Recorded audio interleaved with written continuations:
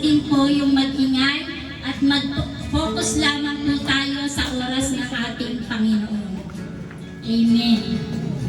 At ngayon po, tinatawagan din po yung mag-worship.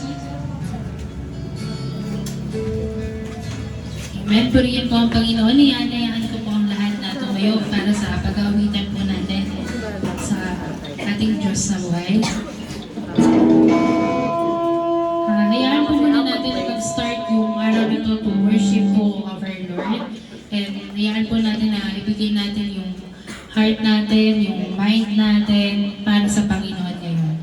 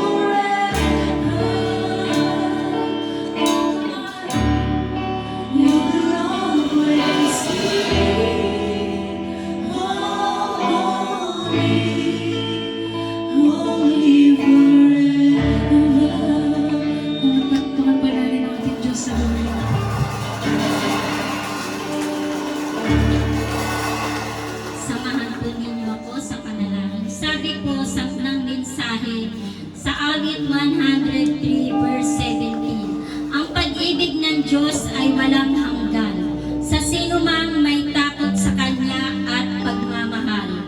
Ang matuwid niyang gawa ay wala ring katapusan. Verse 18, yaong matatango nito'y ang tapat sa Kanyang tipan at tapat na sumusunod sa bigay na kautusan. Dakilang Diyos Ama, marami pong salamat sa walang hanggang pag-ibig at katapatan na ipinagkaloob mo sa amin. Salamat sa pagkatawag mo sa amin at pagkapili sa kabila ng aming pagkakasala at aming mga pagkukulang. Minarapat mo kaming maging anak mo nang naaayon sa iyong kalooban. Marami pong salamat, Panginoon. Inaanyayahan po namin ang makapangyarihang banal na Espiritu mo sa aming kalagitnaan na marinig po namin ang tinig mo na ang bawat isa ay magpahalaga sa oras mo, Panginoon. At ang bawat isa ay manabik sa iyong piling, mauhaw sa iyong salita. Maraming pong salamat, Panginoon, sa ginawa mo sa amin na matatapos na 2025. Marami pong salamat, Panginoong Jesus, dahil pinagtagumpayan mo na po sa krus ng Kalbaryo ang lahat ng aming kasakitan, ang lahat ng aming kahirapan, ang lahat ng aming kabigatan sa aming kalooban. Sa kabila ng aming pagtitiis sa pangalan ni Jesus, nagbunga ito ng pagtsatsaga. At sa aming pagtsatsaga, salamat po, Panginoong Jesus, nagbunga ito ng katapatan at pagbabalik loob sa iyo, Panginoon, na nagbibigay ng pag-asa sa buhay namin sa pamamagitan ni Jesucristo. Marami pong salamat, Panginoon, sa ikatlong anibersaryo ng Jacob's BCI. Salamat sa pagpupuno mo ng aming pangangailangan sa iyong iglesia, sa iyong gawain, Panginoon. Salamat sa katagumpayan, Panginoon, na inihanda mo sa amin. Salamat, Panginoon, sa iyong kalooban. Ang kalooban mo po ang masunod, hindi po ang aming kalooban. Marami din po salamat, Panginoon, sa 2026 na ipagkakaloob mo sa amin sa favor, provision, prosperity, na ipagkakaloob mo sa amin ng kapamunuan ng kalangitan at kalupaan sa pamamagitan ni Jesucristo na naghahari sa amin noon, ngayon at sa darating na panahon, ng taglay ng iyong kapangyarihan sa pangalan ng Diyos Ama, Diyos Anak, Diyos Espiritu Santo. Amen. Amen.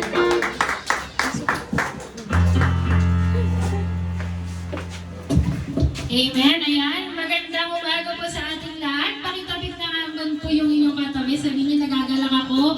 Nakasama kita ngayong araw na to. Amen. Palakpakan kayong ready umawit sa ating Panginoon. Ayan. Ipapakakayan po natin yung mga, ayan, yung ating mga kapatigan. Sabihin natin, God bless you. Ayan. Dahil ngayon lang po muli tayo ulit nagkasama-samang lahat. Ayan. So, ngayon ulit, awitan po natin ang ating Diyos na buhay.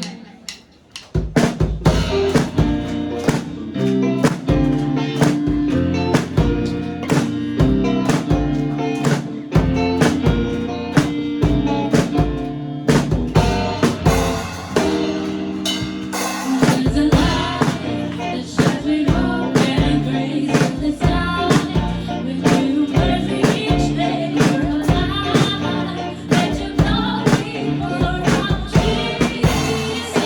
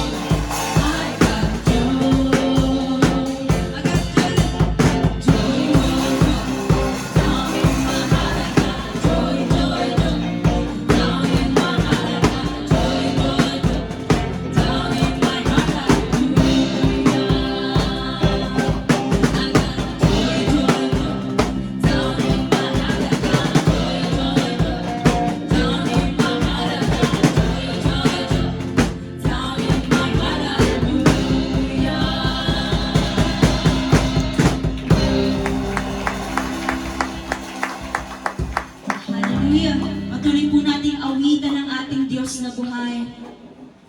Yes, Jesus, we worship you, Lord. Fill this place with your Holy Spirit, O God.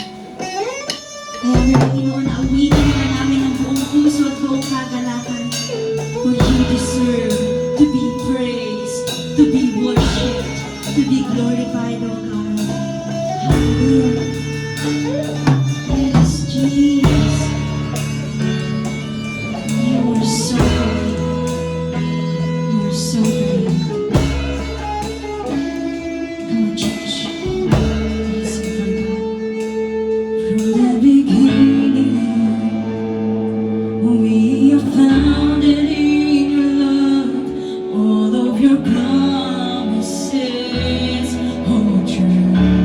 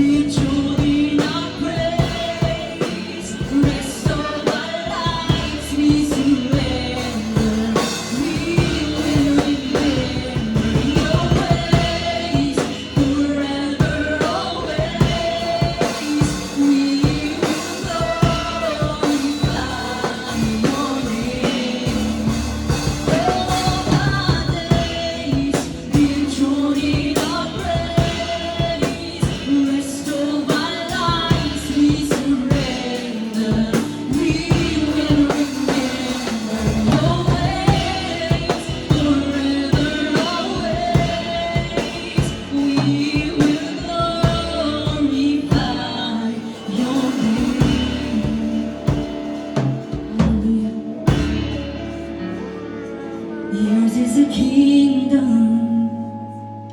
All of the earth belongs to you. Wherever you send us, we will go. To every tribe, every nation, fill the earth with adoration. Bow down to no one else but you. Faithful then, faithful then, faithful now, faithful Lord, faithful then, faithful then, faithful now, faithful Lord. Yes, Lord, you're faithful. Faithful then, faithful now, faithful Lord. All of our days, all of our days, we're joining our praise. Restore our lives, we surrender. We will remember your ways forever, always. We will glorify your name. All of our days, we'll join our praise. Restore our lives, we surrender. We will remember your ways forever, always. We will glorify your name, church. You're worthy of it all. Yes, Lord. Yes, Jesus, you're worthy. You are worthy of it all. For from you are all things, and to you are all things. You deserve the glory. Come on, church. Hallelujah. Singing,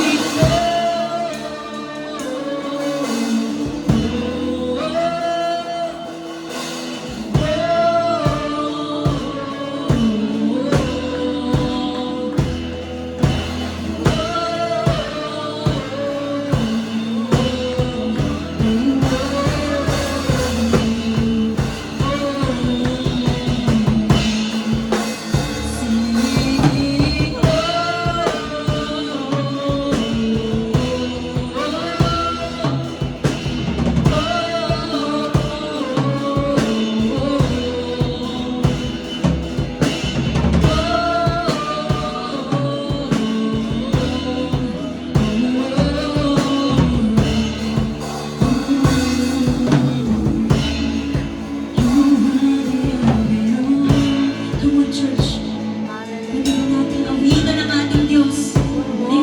Your voice, kapatid. Patuloy natin awitan ang ating Diyos, for He deserves it all.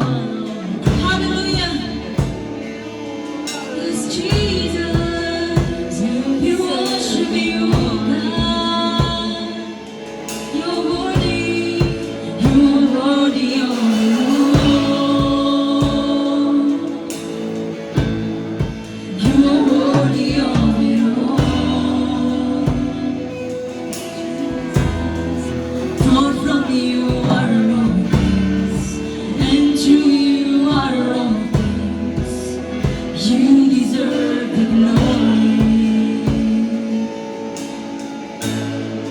For from you are all things, and to you are all things. You deserve the glory. For from you are all things, and to you are all things. You deserve the glory. Yes, Lord Jesus. Maraming salamat, O Panginoon, sapagkat Ikaw ang dakila sa lahat. Ikaw, Panginoon, ang makapangyarihang Diyos na kahit kailan hindi kami iniwan, hindi kami pinabayaan. You are faithful then, now, always, Panginoon. At hindi ka pagbabago sa buhay ng bawat isang naririto. Patuloy ka namin pupurihin maging sa pakikinig ng iyong mga salita. Hayaan mo, Panginoon, ang maghahayag ng iyong mga salita. Itago mo lamang siya sa iyong likuran. At ang katotohanan ang maihayag, Panginoon. Yung truth na nagmumula sa iyo. Na Lord, magagamit namin ito every day of our lives. Para papurihan ka, parangalan ka, Panginoon. At ma-share din ito, may bahagi sa iba, Panginoon, sa pamilya namin, sa aming mga kaibigan, at sa lahat ng taong makakasalamuhan namin. Lahat ng aming ginagawa, Panginoon, ay upang bigyan ka ng kapurihan sapagkat deserve mo lahat ng ito, Panginoon. Maraming salamat po. We praise you. We glorify your holy name. This we pray in the mighty name of Jesus Christ, our Lord and Savior, and with the guidance of the Holy Spirit. Everybody say, Amen.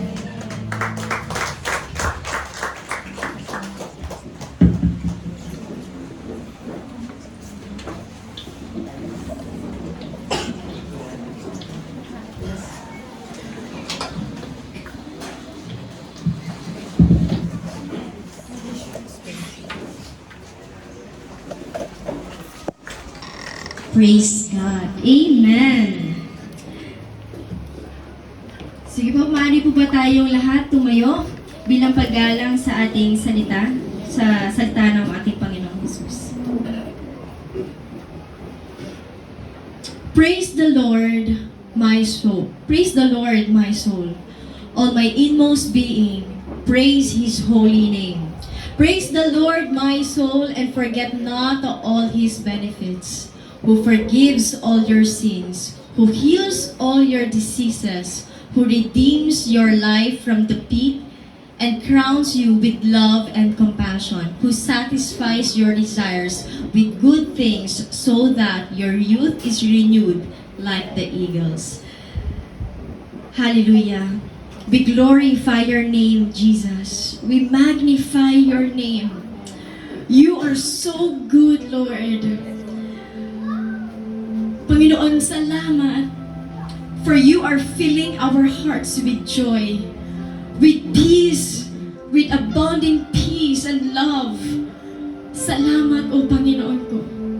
Dalangin po namin sa oras po na ito, that you will prepare our hearts, prepare our minds, and prepare our ears, Lord Jesus, that whatever you will speak to us today, Lord, will penetrate deeply in our hearts, Jesus.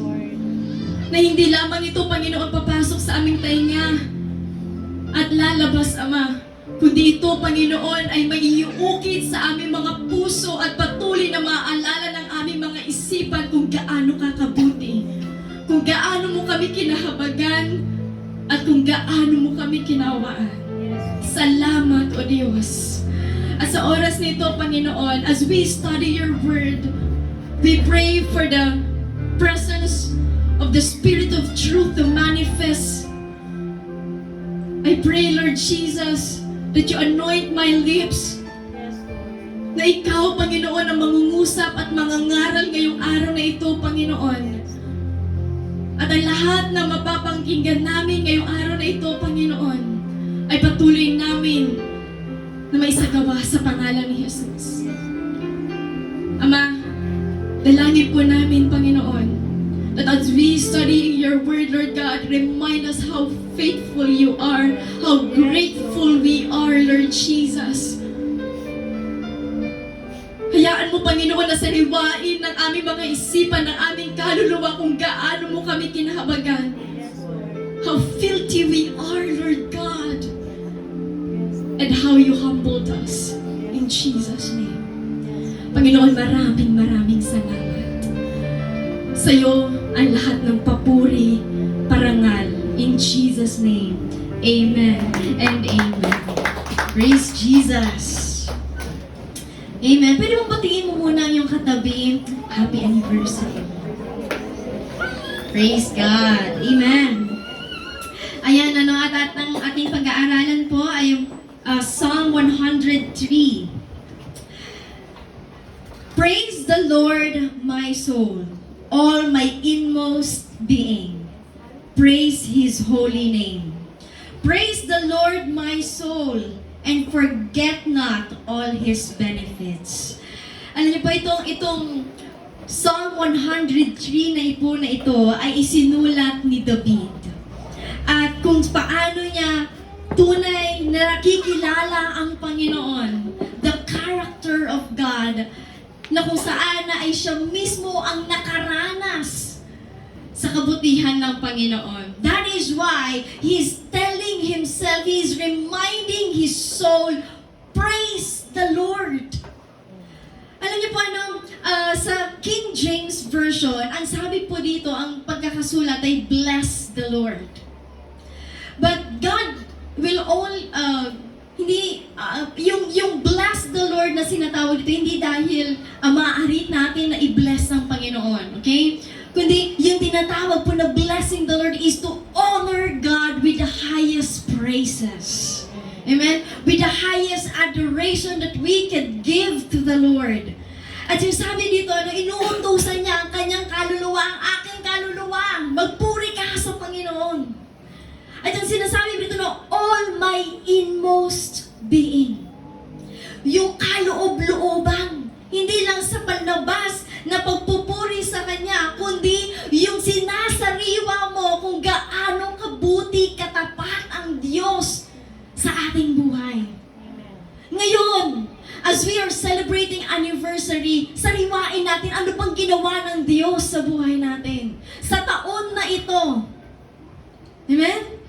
At sariwain din natin kung ano yung mga ginawa ng Panginoon bago niya tayo. Bago siya tunay at tuluyan na nagpakilala sa atin. In all my inmost being, praise His holy name. Sabi dito praise the Lord my soul and forget not all His benefits. Ito yung madalas nating nakakalimutan. Yung mga mabubuting bagay na ginawa ng Diyos. Hindi lang mabubuting bagay, even the hardships na nagtuwid, nagturo, nag-correct sa ating mga puso. All those things, all the journey na nilakaran natin in our faith walk with the Lord. Madalas, yun yung nakakalimutan natin. Kaya naman, dito, sinabi ni David, inuutusan niya ang kanyang kaluluwa, huwag mong kalimutan yung mga magagandang bagay at yung mga pangako ng Panginoon, all His benefits. Amen? Kung sa trabaho nga po tinitingnan natin kung ano yung mga benefits na pwede natin makuha Amen po ba? But as you read the Word, you will know all the benefits from the Lord. Amen? At dito makikita natin yung sinabi, ano-ano ba yung mga benefits na binigay sa atin ng Panginoon? Who forgives all your sins? That's one. One pa lang yun Isa pa lang yun sa benefit na pwede natin makuha sa Panginoon. Forgiving our sins. You know what? The only way to truly praise the Lord, to truly honor the Lord, and to worship the Lord is to understand what He did on the cross. Ano ba yung tunay na ginawa ni Jesus Christ on the cross? Para nang sa ganoon, maunawaan natin at ng ating kaluluwa kung gaano kabuti ang Diyos. That He forgave our sins. Kung ano ba talaga yung kung gaano tayo karumi. You know what? When we praise the Lord, it humbles our souls. When we exalt the name of the Lord Jesus, we are proclaiming into our souls that you are weak and He is strong. That you are poor and He is rich. That you are weak and limited and He is powerful. That is how we praise the Lord. At yung forgiving of our sins. Kung gaano daw, you know what?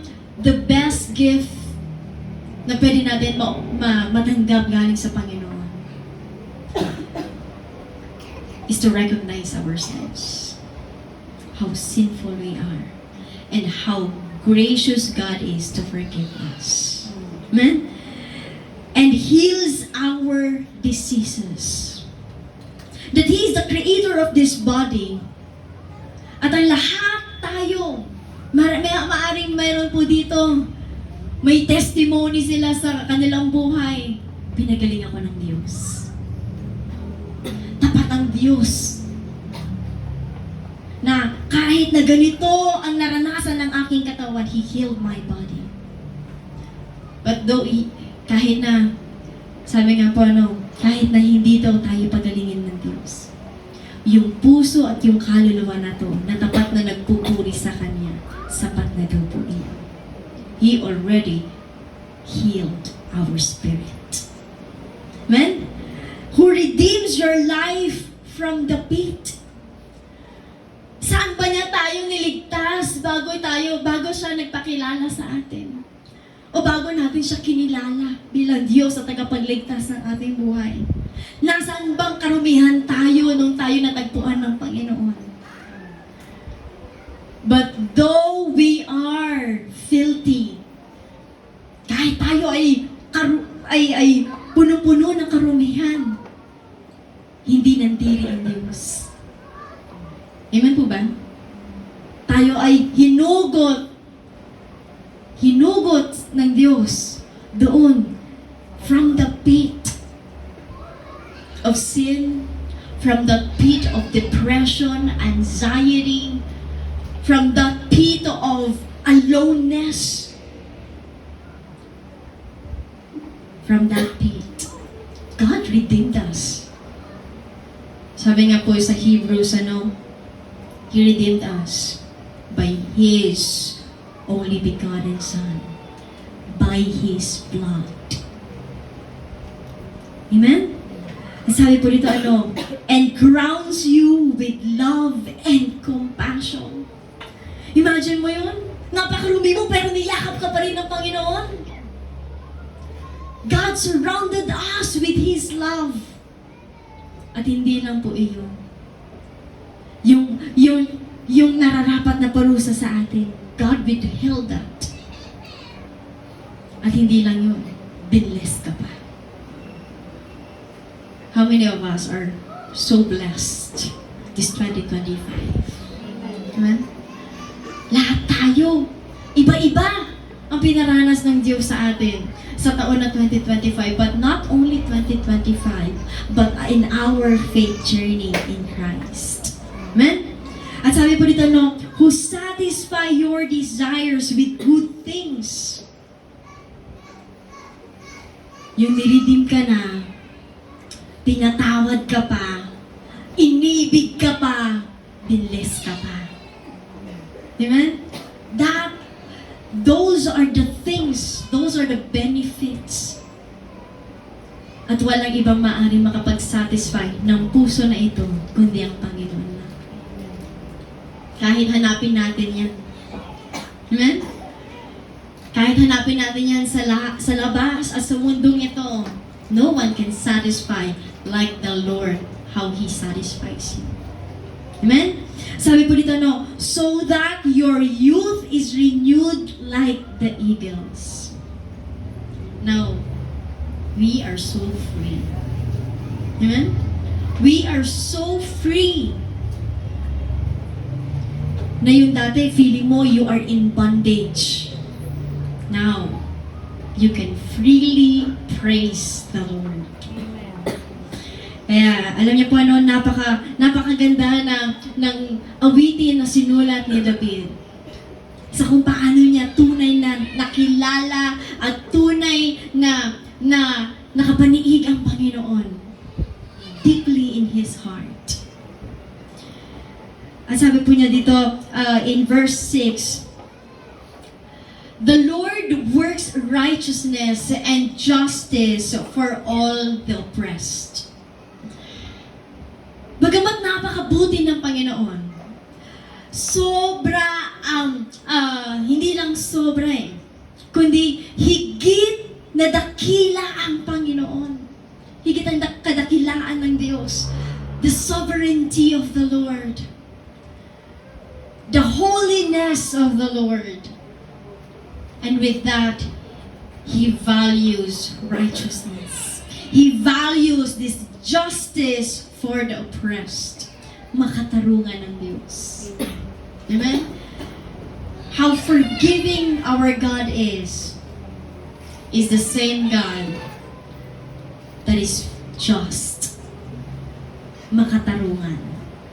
At sabi nito na, He made known His ways to Moses, His deeds to the people of Israel. Nakita naman po natin, as we study the Bible, the Word of the Lord, we have understood na kung paano itinuwid at patuloy at paulit-ulit na tinutuwid ng Diyos ang mga Israelita. Amen po ba? It is because God sees them as their children. As His children. At sabi nga po niya dito, alam niyo po, yung katuwiran ng Panginoon, hindi niya yun itinago, kundi patuloy na inihahayag in the Israelites. At sabi po dito, the Lord is compassionate and gracious, slow to anger, abounding in love. Napakasarap at napaka-favorite natin to experience that the Lord is compassionate, gracious, slow to anger. Na bagaman tayo ay Kristiyano na, we cannot claim na hindi na tayo nagkakasala. Amen po ba? But we praise the Lord because He is compassionate, gracious, and slow to anger, abounding in love, punong-puno ng pag-ibig.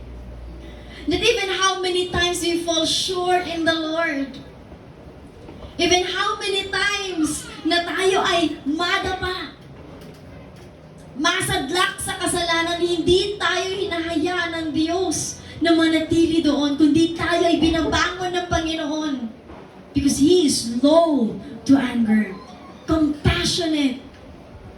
Tingnan niyo po, He will not always accuse, nor will He harbor His anger forever. We know na ito ay sinulat ni David dahil naranasan din niya that even how close he was with the Lord, nagkasala pa rin siya. Amen po ba? Nalala niyo po ba yung nangyari kay David at kay Bathsheba? Na kung paano na humaling si David doon sa babaeng may asawa? Na pinatay pa niya si Urias. Para lang makuha si Bathsheba. He felt sure to the Lord. Kaya nga sinasabi niya dito, God is so compassionate. God is so gracious, slow to anger, abounding in love. Why? Because He too, nagkasala din siya sa harapan ng Diyos despite of being with the Lord. Dito na pinapakita ng Panginoon sa atin that He is so great. He is so merciful. He is abounding in love. Tayo, ngayong taon na ito, how many times ba tayo na nag-fall short? How many times ba tayo na nagkulang? Pero napakabuti ng Diyos. Tingnan niyo pong sinabi dito ni David. He does not treat us as our sins deserve, or repay us according to our iniquities. Alam niyo po, how many times na nagkakasala tayo sa Panginoon, but we can, kung tayo lang, kung ang tao lang, amen? Siguro, pinalo na tayo, pinarusahan na tayo ng mga tao. Pero ang Diyos, He was so patient. He's so patient with you. Sabihin natin, katabigan nga po natin ating mga sarili. Huwag mo na tingnan yung katabi mo. Yung sarili na lang po natin. napakabuti ng Diyos. He was so patient with me. Wala nang ibang higit pang nakakakilala sa ating mga sarili, kundi ang Panginoon. Wala tayong itatago sa Diyos. And we know what we deserve. Doon sa mga kasalanan na gawa nating lihim at hindi binubunyag. But God is so gracious because He is withholding that anger. So patient, so kind, so compassionate. At maging si David, naranasan na to sa Panginoon.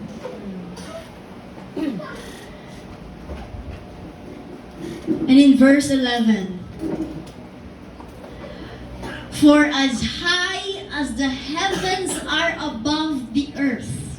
Gano'n kaya kalayo yun? Gano'n kaya kalayo itong lupa na ito papunta doon sa throne room ng Lord? So great is His love for those who fear Him. Ganon din pala ang pag-ibig ng Diyos sa tunay na may takot sa Kanya. Yung takot, yung reverence fear. Alam niyo po yung reverence fear? Yung takot na may paggalang, takot na nanginginig pa sa paglapit sa Panginoon to honor our Lord Jesus. Kaano daw? Sabi nga po dito, kaano daw kalawak ang pag-ibig ng Diyos? It's from the heaven, as high as the heaven are above the earth. Ang sabi po dito, as far as the east is from the west, so far has He removed our transgressions from us.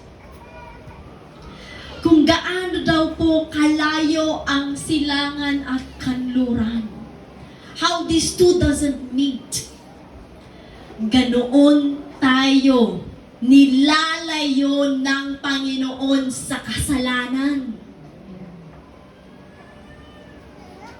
So imagine that. Yung naglalayo pala sa atin sa kasalanan ay hindi tayo. Not us saying no to temptation, but it's Jesus protecting us not to fall into that temptation. It's the Lord. At grace pa rin pala ng Panginoon yun. Na kung paano niya tayo inilalayo para hindi tayo magkasala. At sabi dito, no, as a father has compassion on his children, so the Lord has compassion on those who fear Him. Can we search our hearts and ask, do I still fear the Lord? Amen? Kasi if you are in fear of the Lord, you will not give in into that temptation. If you have that fear in the Lord, kung may takot ka pa sa Diyos, at nananatili pa yung takot sa Diyos,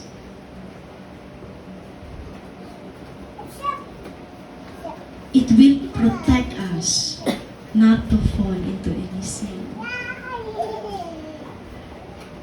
Kung hanggang ngayon, nandun pa rin yung takot sa iyo, sa Diyos, you are still sensitive to the voice of the Holy Spirit in your heart. Obeying Him, honoring Him in our all inmost being. Kaya nga, sabi sa Psalms, the fear of the Lord is the beginning of Wisdom. Ingatan natin. When you open the word, are you still trembling? Kapag ba nangusap ang Diyos, are you still trembling? Ay, pangungusap na ng Lord. Yari ako sa Lord. Di ba ba?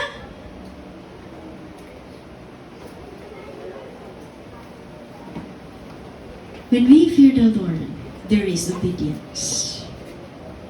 Amen.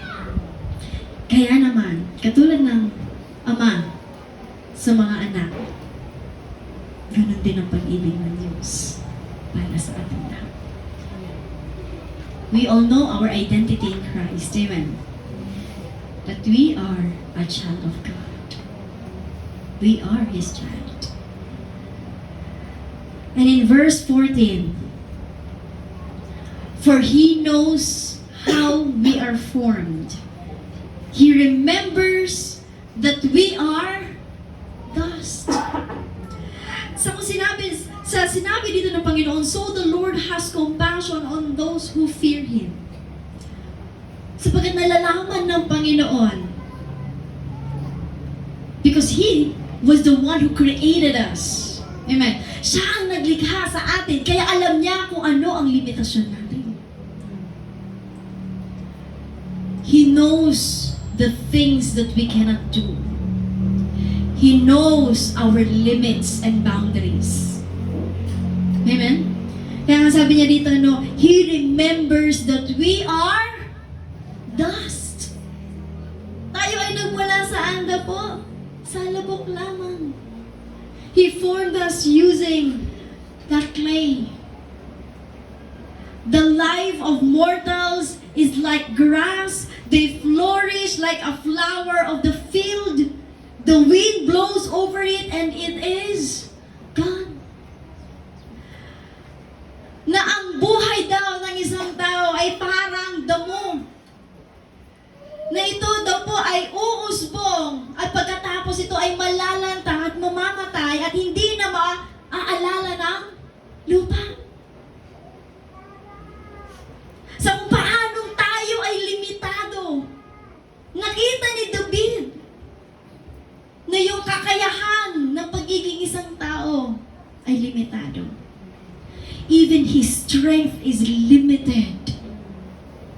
Nakita niya na kahit siya na ang pinakatanyag na hari sa bansang Israel, nakita pa rin niya, I am from dust. And my days are being counted. Pero sabi po dito, in verse 17, but from everlasting to everlasting, though I am from a dust, na even my days are being counted. Ang sabi nito, no, but from everlasting to everlasting. Sa panahon na hindi natatapos. Sa bagay na hindi nauubos. Sa bagay na hindi napapadin. From everlasting to everlasting. May katapusan kaya yung everlasting na yun? Sabi nito, no, the Lord's love is with those who fear Him. That even my days, Lord, are being counted.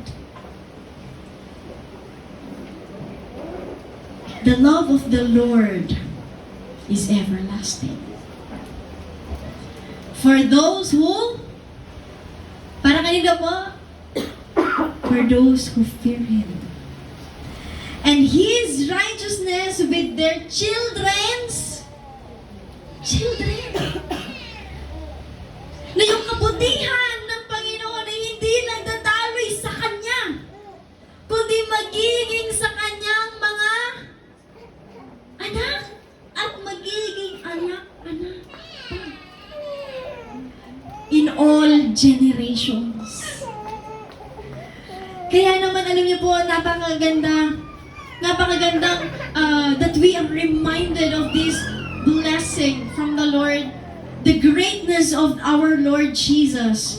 Na sinabi po dito, no, that even I am limited. My days are counted. Yung pag-ibig ng Diyos hindi natatapos. At hindi natatapos sa mga tao na ano po, may takot sa Kanya at sumusunod sa Kanya. At ang kabutihan ng Diyos ay hindi nang mananatili sa Kanya, kundi maging sa susunod na henerasyon pa niya. How good our God is! Na sa pagpupuri natin sa Panginoon, sa paglilingkod natin sa Panginoon, sa pagiging tapat natin sa Panginoon, mas ipapakita pa pala niya sa atin kung gaano siya katapat, hindi lang sa atin, kundi sa magiging anak ko, sa magiging apo ko, at sa magiging kaapo-apuhan ko pa pala. At hindi lang sa akin, kundi nawang maunawa ng bawat isa how good our God is. Na habang ikaw ay nagpapatuloy, ang kabutihan ng Diyos ay hindi na dumadaloy sa iyo, kundi sa magiging offspring mo pa. Pangako ng Panginoon, Deuteronomy 20. Amen?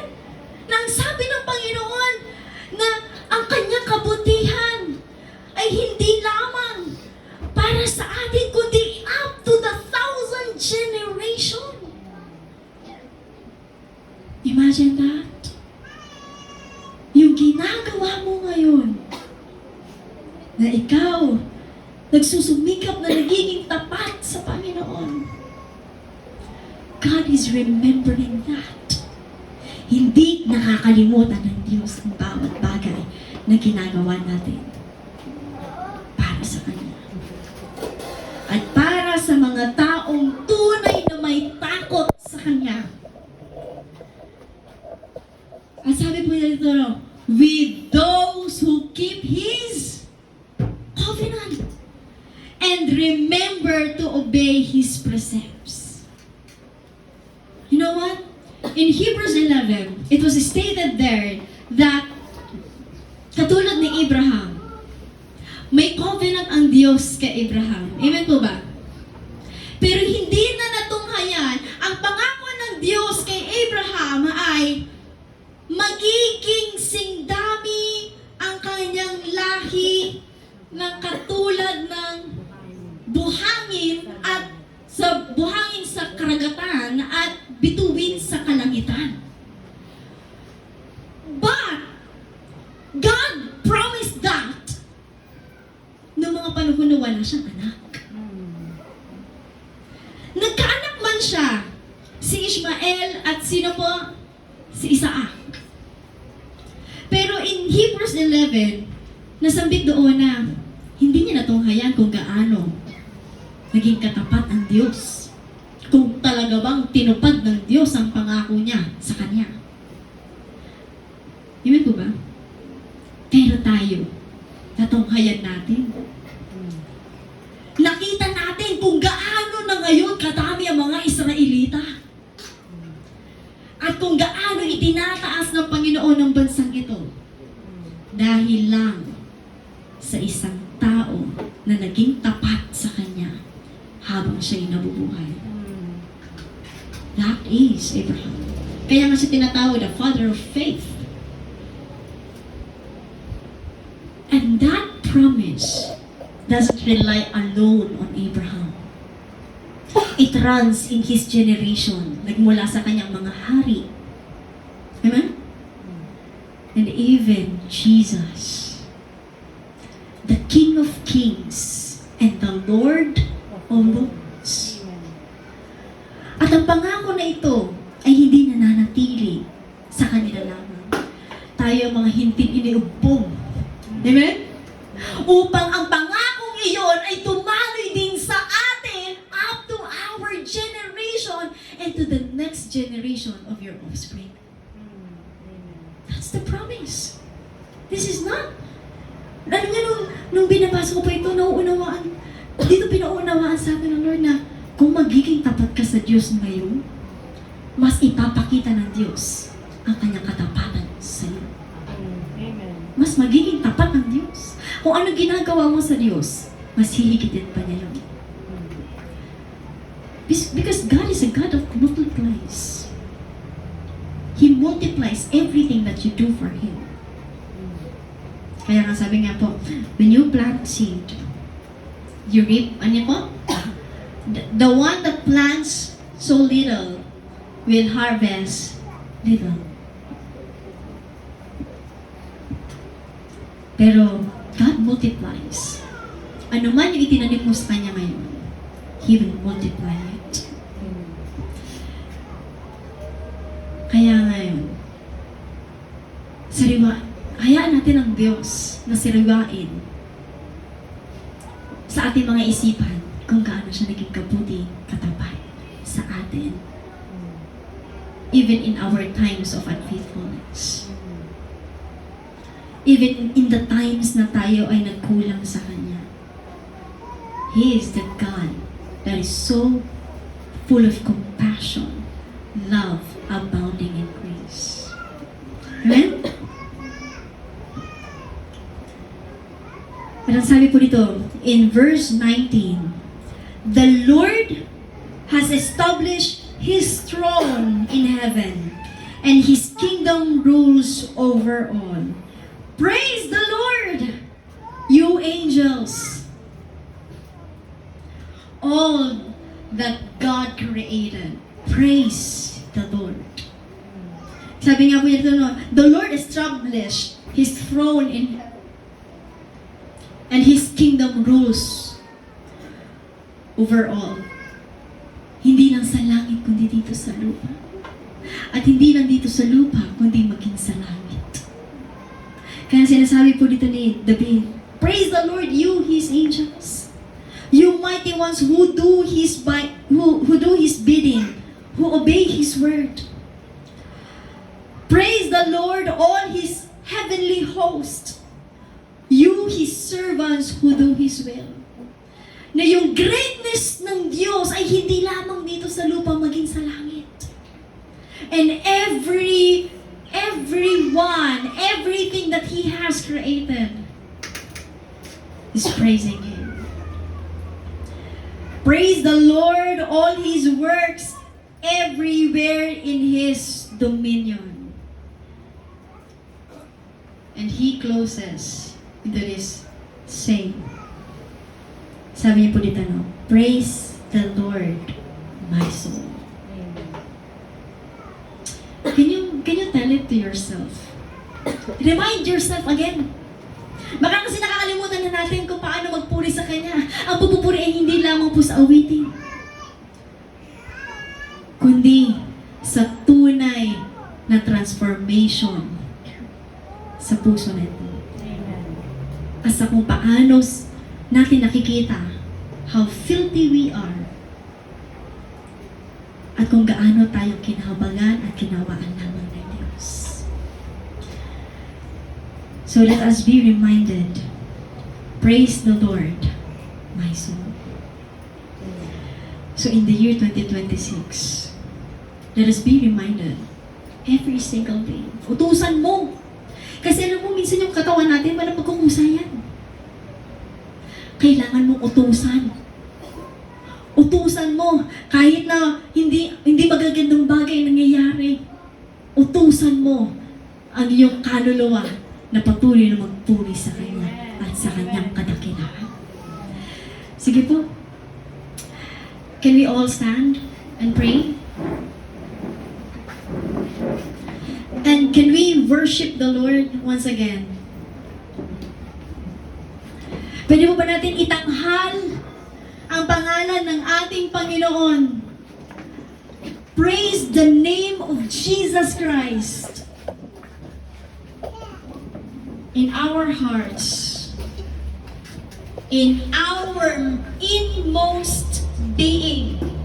Ngayon, kapatid, utusan mo ang iyong kaluluwa na magpuri sa Kanyang kadakilaan sapagkat siya'y napakabuti. Amen. Siya'y napakatapat. That you are highly favored. At hayaan natin na ang Diyos, sariwain ng Panginoon,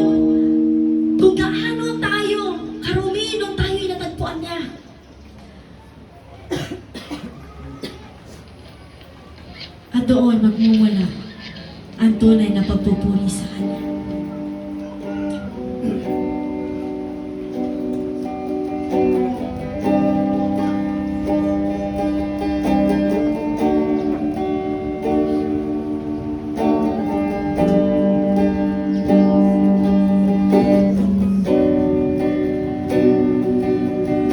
Sige po. Tayo po yung muling gumamit sa ating Panginoon. Hallelujah.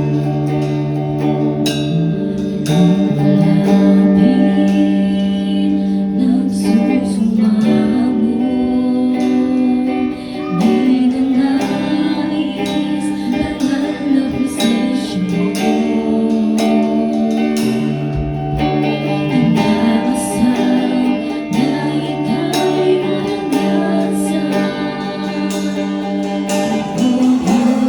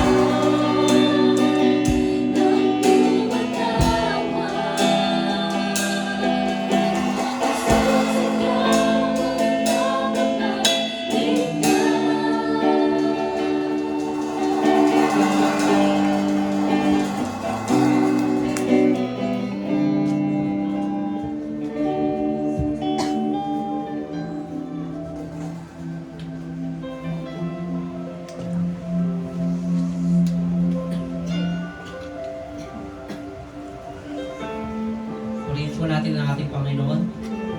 Manatili pong nakatayo ang bawat isa. Sabay-sabay po natin basahin ang salita ng Diyos na bumula sa Aklat ng Mga Awit 104 verse 1, and lulundag po tayo sa verse 31 hanggang 35.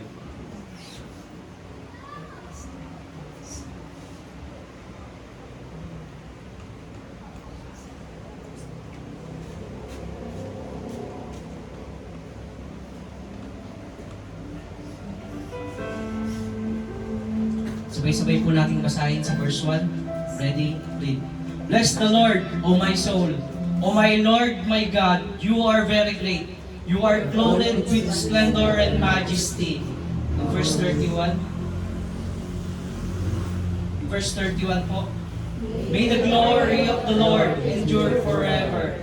May the Lord rejoice in His works, who looks on the earth and the earth trembles, who touches the mountains and they move. I will sing to the Lord as long as I live. I will sing praise to my God while I be. May my meditation be pleasing to Him, for I rejoice in the Lord. Let sinners be consumed from the earth, and let the wicked be no more. Bless the Lord, O my soul. Praise the Lord. Purihin ng Panginoon sa pagkabasa ng kanyang mga salita. Tayo po ay manalangin. Manaming Diyos, dakila at banal, Ikaw po ang maluwalhati, Panginoong Diyos, sa umagang ito. Hingi po namin ng iyong patnubay at gabay, Panginoon, ng iyong mga salita na siyang mahayag sa araw na ito, Panginoon. Mga katotohanan mo, Panginoon, ang magamit po namin sa paglakad sa kabanalan, katuwiran, Panginoon. Magkaisahin mo ang iglesyang ito, may pag-ibig, pagmamahalan, at pagtawad, Panginoon. Kung paano po namin naranasan sa bawat araw ang iyong biyaya ay sapat sa bawat umaga, Panginoong Diyos. Patuloy ka po magligtas, Panginoon, sa wala pa po sa pananampalataya. Tulungan niyo po kayong mga makasalanan na makita po namin yung matinding pangangailangan sa iyo, Panginoon.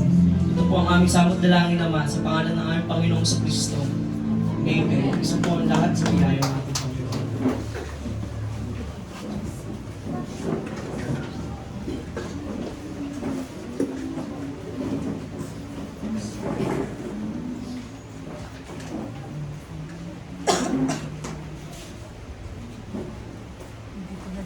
Purihin ng Diyos sa araw na ito at isa pong biyaya at pribileyo na mapagpahayag sa inyo ng mabuting balita patungkol sa kanyang mga salita.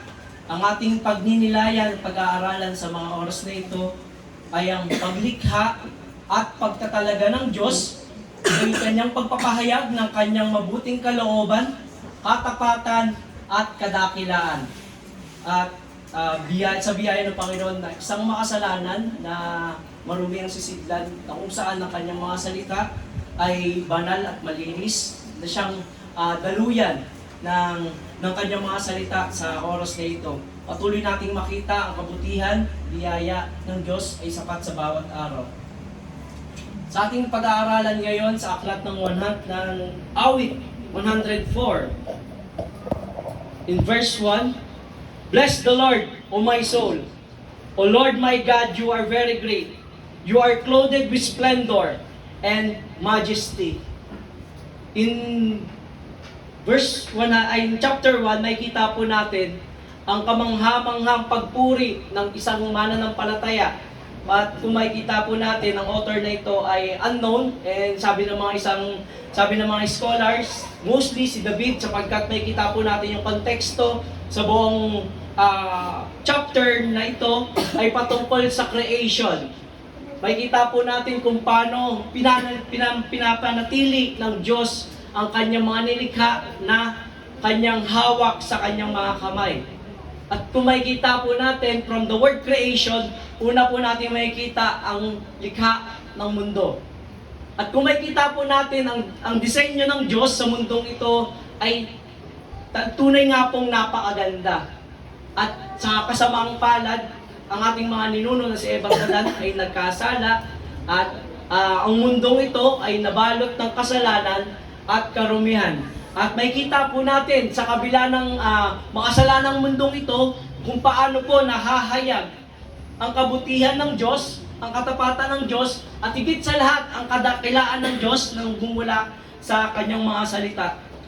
Ang ating theme is God not only created the world, He continually sustained, governed, and preserved it by His sovereign will and spirit. At kung makikita po natin ang Diyos ang patuloy na sa kanyang soberano na pagkilos, siya ang patuloy na nagbibigay ng kaayusan sa mundong ito. Kaya ang mga tao po ay pigil. Kahit sabihin natin masama, karumal-dumal na mga ginagawa ng mga tao sa mundong ito, ang Diyos po ang nagpapanatili, nagsusustain, at lahat ng ito ay nakapaloob sa kanyang kalooban. Balik po tayo sa verse 1. Ang pagpupuri ni David ay nakita niya ang kamanghamanghang banal na Diyos sa kanyang pag-awit, sapagkat sa ating pagsamba sa Diyos, una nating dapat makita ang Diyos ay banal. And the problem is this: God is holy and we are not. And how sinner worship the holy God despite in his being sinner. Naisip niyo po ba na tayo ay kumakanta sa Diyos? Iniisip po na ating ba na pagninilayan na yung ating pagsamba ay nalulugod ba ang Diyos? Napakaganda ng mga lyrics. Pero despite of being sinner, makita po natin yung problema ng mga tao. Tayo ay makasalanan at ang Diyos ay banal. At salamat sa Diyos sa kanyang biyaya. Pinakita ng kanyang mga salita kung paano niligtas ng Diyos ang sangkatauhan sa pamamagitan ng pag-reveal ng kanyang character in the first place. And we bless God, pinupuri natin ng Diyos. Sa ibang translation, ang ibig sabihin nito ay hallelujah, which is from the word halle is to praise or to worship, and yung ya is from the word galing sa pangalan ng Yahweh. And pinupuri nila ang Diyos sapagkat siya ay napakadakila. Ang kanyang kadakilaan ay higit pa sa iniisip, higit pa sa nakikita natin. Kung makikita tayo ng isang hari na sa isang kastilyo, na isang hari na ang kanyang kadakilaan ay sadyang napaka-rangal o kaya napakaganda, how much more na ang Diyos na dakila, ang bawat tao sa kanyang kaharian ay ang bawat labi ay magsasamba at pupurihin ang kadakilaan ng Diyos. And sa sumunod, you are clothed with splendor and majesty. At makikita po natin dito, ang Diyos mismo pinakita sa kanyang mga salita na siya'y nababalot ng splendor and majesty. Sa Tagalog po ay napakadakila mo, ang karangalan at kamahalan, which is the majesty, ang kasuutan mo. At makita natin ang Diyos sa kanyang attributes na kanyang kabanalan. Ito po yung nagpapakita sa kanya na siya ay Diyos. Kung ang Diyos ay di banal, hindi siya Diyos. Sapagkat ang tanging attributes na namamayagpag sa katangian ng Diyos na nagmumula sa kanyang mga salita ay ang banal. Siya ay hiwalay sa mundong ito. Siya ay higit pa sa mundong ito sapagkat siya ang lumikha at patuloy na naghahari magpakailanman. So ano makikita natin sa kanyang mga salita? Meron tayong 6 na puntos. At makikita natin, and David does not speak of God as one who merely created the world in the beginning, but as one who continually sustains, directs, and governs it. The sun does not rise by chance, nor do rivers flow by accident, but all things ordered by His secret counsel. Were God to withdraw His hand for a moment, all would immediately fall into ruin. Makita po natin kung paano sumisikat ang araw, kung paano lumulubog, kung paano natin nakikita ang buwan, kung paano natin nakikita ang mga bituin sa kabila ng kadiliman. Ito po ay nagpapatunay na merong Diyos. Sapagkat merong lumikha sa atin, merong lumikha sa mundong ito, at tayo ay nilikha din naman ng Diyos na sang-ayon sa kanyang wangis. At lahat ng ito, ang Diyos ang nag-govern, ang Diyos ang nagsusustain, at ang Diyos ang naghahari sa mundong ito. Ang tanong, bakit maraming kasamaan na nangyayari sa mundong ito. At mamaya, ito po ang ating tatalakayin. Ang ating punto sa una, the majesty of the Creator. In Psalm 100 po, 4, verse 1 to 4, makita po natin, God revealed His glory through His creative power. At ang power na ito ay nagmumula sa kanyang mga salita. At makita natin, nilikha ng Diyos ang mundong ito sa pamamagitan ng kanyang mga salita. Ang sinabi ng Diyos, let there be light, and there is light. At nakikita po natin dito sa verse 2, covering yourself with light as with a garment. Makita po natin yung light dito, it is one of His attribute na kung saan ang Diyos ay liwanag mismo. Hindi siya nagbibigay ng liwanag, ang Diyos mismo ay liwanag, stretching out the heavens like a tent. And the other term is curtain. Kung makikita po natin itong kurtina, kapag binuksan mo, may masusulyapan ka. At ganun din, pag nakita natin, in His curtain, pag sinilip mo, makikita mo yung glory, makikita natin yung kaluwalhatian ng ating Panginoong Diyos. At ito yung nagbibigay sa Kanya ng karapat-dapat nating purihin ang Diyos. Mga kapatid, mga kaibigan, makita po natin na ang Diyos na lumikha sa mundong ito, ang Diyos din yung nagliligtas sa ating mga kasalanan. Sa ating tayong mga makasalanan. Kaya meron po tayong dahilan at meron po tayong layunin kung bakit po natin siya sinasamba. Sapagkat deserve ng Diyos, sapagkat ito'y karapat-dapat, sapagkat ito'y lahat papuri sa ating Panginoon. In the beginning, God created the heavens and earth. In Genesis 1, makikita po natin sa mga susunod na verses, ito po'y nagpapatungkol sa kanyang mga nilikha. And makikita po natin sa Psalm 100 at Psalm 19 verse 1, nagpapahayag ng kaluwalhatian ng Diyos ang kalangitan, at ang mga gawa ng kanyang kamay ay ihahayag ng kalawakan. Makita po natin in English, the heavens declare the glory of God.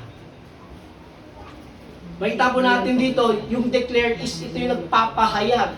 Yung kanyang kadakilaan, kung makikita natin yung heaven na kung saan ating inaantay na ating pupuntahan, ito po ay nagpapakita na ito yung glory ng Diyos, ito yung kaluwalhatian ng Diyos, ito yung kabanalan ng Diyos na dapat nating kamanghaan, na dapat nating makita, ito yung dapat nating pagnilayan. Sapagkat ito yung kanyang mga salita, ito yung katauhan ng Diyos. Kung boring sa inyo yung pagsamba sa linggong ito, we don't expect na pagdating sa langit, ang gagawin lang ng kanyang mga nilalang ay magpupuri sa kanya. Kaya sa mga every Lord's Day, nire-remind sa atin yung pagsamba. Dahil ito yung darating yung araw na tayo ay sasamba sa dakilang Diyos magpakailanman. Ito yung response ng isang mananampalataya. God is distinct from creation and infinite above it. Pinapakita lang na tayo ay kung gaano kalayo yung estado natin sa harapan ng Diyos. Na tayo ay nilikha at siya ang Creator. Makita po natin na God is clothed with light and majesty, and creation is His royal robe. And sabi sa commentary, David does not describe a God who made the world and then retired from it, but one who continually governs heaven and earth by His providence. Kaya po yung topic natin is pagtatalaga ng Diyos. Ayun po yung ibig sabihin ng providence. Ang kalooban ng Diyos at pagtatalaga ng Diyos. And sabi pa ni Charles Spurgeon, the Psalm is a hymn not only of creation, but of conversation. The Lord who made all things still bears them up by His power. At makita po natin ang Diyos na lumikha sa atin. Deserve niya na papurihan natin siya. Hindi lamang sa pag-awit, kundi yung buhay natin sa labas. Huwag po natin isipin na mas malakas yung presensya ng Diyos sa loob ng simbahan. May tapo natin sa labas. Kung 100% yung kapangyarihan ng Diyos sa loob, 100% din sa labas. At ganun din, makikita natin sa creation. Pinapakita ng Diyos na siya ay dakila. Sa kanyang mga nilikha lamang, makikita na natin yung kadakilaan ng Diyos. Nagiging pangit lang sa paningin ng mga tao sapagkat itong mundo na to ay hindi perfect. At makikita mo yung primary creation ng ating Panginoon. Ma-admire ka kasi hindi kayang gawin ng tao yun. Sinong kayang gumawa ng baboy? Sinong kayang gumawa ng ibon? Sinong kayang gumawa ng dagat o bundok? Kahit artificial yan, pero yung bukal na nasa ilalim, ito po ay nagmumula sa Diyos. At siya ang lumikha nito. And sa second point po natin is the order of God's creation. In verse 5 to 9, makikita po natin, who satisfied with good so that your youth is 5. Sorry. He set the earth on its foundation so that it should never be moved. You cover with it as deep as with garment. The waters stood above the mountains. At your rebuke they fled. At the sound of your thunder they took to flight. The mountain rose and valleys sank down to the place that you appointed for them. You set boundary that they may not pass, so that they might not again cover the earth. At kung makikita po natin kung paano dinubog ng Diyos ang mundong ito sa pamamagitan ng tubig nung panahon ni Noah.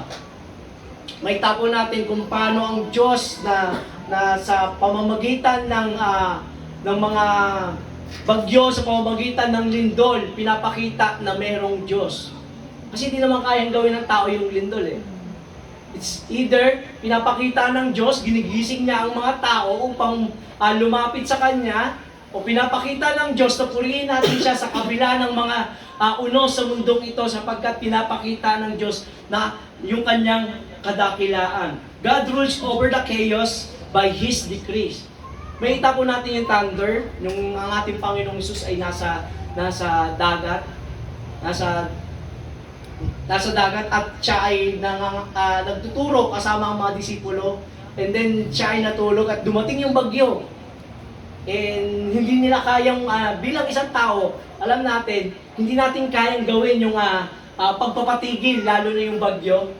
Yung bagyo naman nangyari na dumaan dito sa Pilipinas, hindi natin kayang patigilin yun. Pero nung nagising natin Panginoong Hesus, sinabi niya, tumigil at tumigil nga yung bagyo. Pinapakita lang ng ating Panginoong Hesus na sa kanyang mga salita ay kontrolado niya maging ang panahon. Sapagkat pinapakita dito yung pagka-Diyos ng ating Panginoong Jesucristo. And God set the foundation of the earth and restrains the water. Ito po yung sa Genesis. And the same power that brought the waters together keeps them without bounds, lest the earth be drowned again. Ito yung komentaryo niya sa pamamagitan ng baha. Sino nagpawala ng baha? Ang Diyos din. Dahil sa katigasan ng mga tao, nilipol niya ang lahat. Diroimos, 7 lang ang natira nung panahon ni Noe. At makita natin na ang Diyos ay dakila, ang Diyos ay mapagmahal, ang Diyos ay mabuti, at tayo ay hindi. So anong gagawin ng Diyos sa isang taong masama? Lilipulin ng Diyos. Kaya mga kapatid, mga kaibigan, kung wala pa po tayo sa pananampalataya sa ating Panginoon, makita po natin na merong Diyos na nagpaparusa. At sa pamamagitan ng kanyang mga salita, binibigyan niya ng warning ang mga tao na pinapakita sa kanyang mga salita na merong kaparusahan na darating at maging sa ating generation ngayon. Pinakita ng Diyos ang kanyang katapatan, pinakita ng Diyos ang kanyang kabutihan at kanyang kadakilaan. And hindi ba yun sapat para hindi natin siya makilala? Hindi ba sapat na yung pag-ibig ng Diyos na walang hanggan, na binuhos niya sa pamamagitan ng katauhan ng kanyang anak, na kung sino man ang sasampalataya sa Kanya ay magkakaroon ng buhay na walang hanggan. At ang sino man ang hindi sumasampalataya, in John 3 verse 36, mananatili sa Kanya yung puot ng Diyos. Mga kapatid, umangha tayo kung sino ang Diyos sa pamamagitan ng Kanyang mga salita.